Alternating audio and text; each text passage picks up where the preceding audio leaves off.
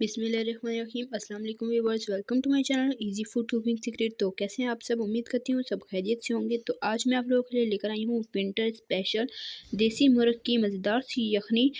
इसके बहुत से हेल्थ बेनिफिट्स हैं, तो आपने इस सर्दियों में इस रेसिपी को ज़रूर ट्राई करना है। और अगर आप चैनल पर नए हैं तो प्लीज़ चैनल को ज़रूर सब्सक्राइब कर लें, साथ मौजूद बेल आइकन को भी प्रेस कर लें।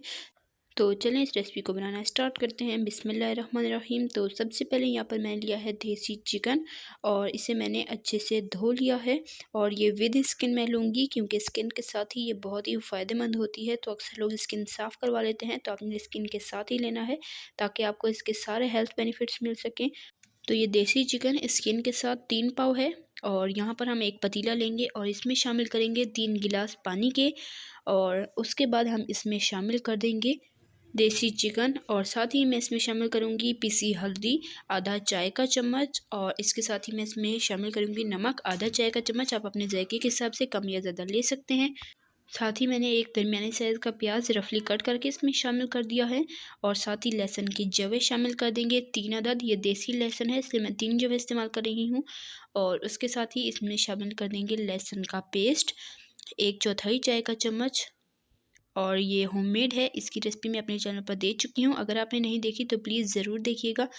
और साथ ही इसमें जाएगा अदरक का पेस्ट 1/4 टीस्पून। और उसके बाद साथ ही हम इसमें शामिल कर देंगे साबुत काली मिर्चें 10 से 12 अदद या हस्बे ज़रूरत। और साथ ही 2 दालचीनी के स्टिक शामिल कर देंगे और इसे अच्छे से मिक्स कर लेंगे।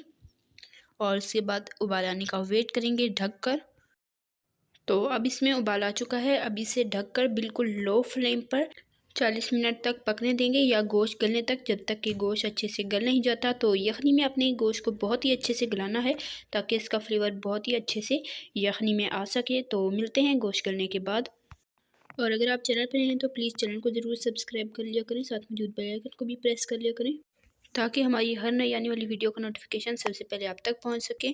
तो यहाँ पर हमारी यखनी बहुत ही अच्छे से तैयार हो चुकी है, गोश्त भी बहुत ही अच्छे से गल चुका है और यखनी भी बहुत ही मज़ेदार बनकर तैयार हुई है, बहुत ही मज़ेदार खुशबू आ रही है। तो जब आप ये रेसिपी बनाएंगे तो ही आपको पता चलेगा कि ये कितनी टेस्टी बनी है।